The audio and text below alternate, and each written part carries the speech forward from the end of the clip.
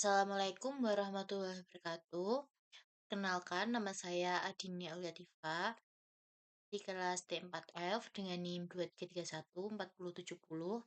2331407071111100. Di sini saya akan mempresentasikan tentang manajemen insiden keamanan informasi untuk memenuhi tugas ujian akhir semester pada mata kuliah keamanan komputer. Untuk yang pertama, konsep teori, yaitu apa itu manajemen insiden keamanan? Insiden keamanan informasi adalah kejadian yang mengancam kerahasiaan, integritas, atau ketersediaan sistem informasi. Manajemen insiden adalah serangkaian aktivitas untuk mendeteksi, menanggapi, menangani, dan menganalisis insiden keamanan. Tujuannya untuk meminimalkan dampak insiden dan mempercepat pemulihan sistem. Mengacu pada standar internasional, yaitu ISO atau IEC 27035, mengatur prinsip perencanaan dan operasional respons insiden. Itu yang kedua, NIST SP 861, yaitu panduan lengkap untuk menangani insiden keamanan komputer. Prosesnya ada 4, yaitu preparation atau persiapan, detection, analisis, deteksi dan analisis. Yang ketiga itu containment, eradication, recovery, terus penahanan, pemberian pemulihan, dan terakhir post incident activity atau evaluasi pembelajaran. Oke, di sini saya akan mengangkat kasus pada insiden manajemen insiden keamanan, maaf, mengangkat kasus yaitu kebocoran data pada Tokopedia. Jadi, sedikit saya ulik, yaitu pada Mei 2020, Tokopedia ini mengalami kebocoran data besar-besaran sebanyak sekitar 91 juta akun pengguna bocor ke publik. Hacker menggunakan metode scraping melalui API Tokopedia, informasi yang bocor yaitu nama, email, nomor telepon, lokasi, dan hash password. Terus beberapa data tertranskripsi, namun sebagian dalam bentuk plain text. Tokopedia ini misalkan password tidak bisa dibuka, namun menganjurkan pengguna mengganti password.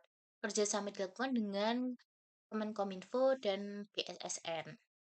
Nah, PS, eh, SOP penanganan insiden ini berdasarkan ISO atau IEC 27035 dan NIST SP 861 itu preparation atau persiapannya tuh untuk nomor satu yaitu bentuk tim, tanggap insiden atau IRP, lintas divisi, DevOps, Security, dan PR. Terus yang kedua itu melakukan pelatihan, tanggap insiden dan simulasi serangan API. Dan yang ketiga itu audit keamanan API dan sistem secara berkala.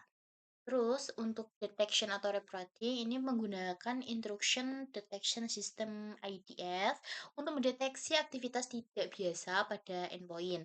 Terus untuk yang kedua itu log semua permintaan API dan buat sistem alert jika ada traffic masif mencurigakan. Terus yang ketiga itu laporkan segera ke manajer keamanan melalui helpdesk atau email internal. Terus yang keempat adalah triage eradication. Itu melakukan patch API untuk mencegah akses tanpa otorisasi. Terus terapkan rate limiting atau autentikasi token pada endpoint API. Terus yang ketiga itu hapus data telah terekspos secara tidak sah atau jika memungkinkan. Terus recovery-nya itu melakukan validasi keamanan endpoint yang diperbaiki, terus diaktifkan kembali layanan API secara bertahap, terus mereset password pengguna dan kirim notifikasi ke email pengguna, email atau yang bersangkutan itu. Hmm, Oke, maaf ini salah ketik ya. Ini harusnya 567. Cuman oke, langsung saja. Eradication itu melakukan patch pada API untuk mencegah akses tanpa otorisasi, terus penerapan rate limiting, dan autentikasi token pada endpoint, hapus data terekspos secara tidak sah. Terus recovery-nya itu sama kayak ini.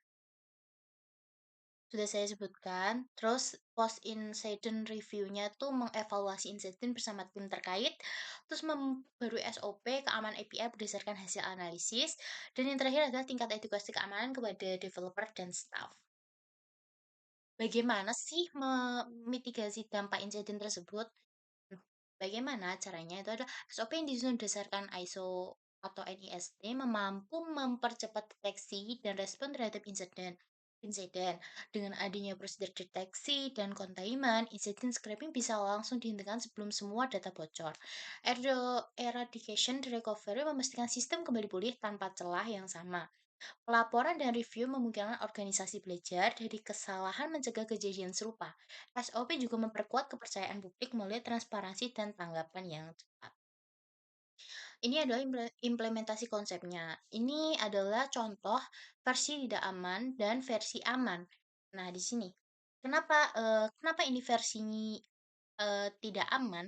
Karena pada file get contents atau user.json ini, pada file user.json ini, membaca isi file JSON yang isinya berupa data pengguna. Terus echo datanya itu mencetak semua data tanpa syarat. Siapapun yang mengakses file ini pasti langsung akan mendapatkan data. Nah, masalahnya tidak ada autentikasi, tidak ada pembahasan akses, tidak ada login, dan sangat berbahaya, bisa memanfaatkan untuk data scraping atau oleh hacker. Kalau yang sebelah sini adalah versi aman atau dengan token. Nih, kenapa dengan token bisa dilihat ini ada apa itu ada kodenya dengan my secret token 123 bla bla bla dengan if. Oke, saya akan menjelaskan sedikit yaitu kenapa ada get token itu untuk mengambil token dari URL misalnya endpoint.php token my secret token 123. Terus itu akan mengecek apakah token dimasukkan sesuai. Jika tidak cocok, akan menandakan forbidden. Terus jika cocok, menghentikan program dan memberi pesan tidak diizinkan.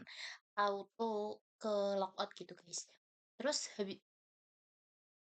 habis itu untuk yang kedua itu ini mensimulasikan rate limiting sederhana.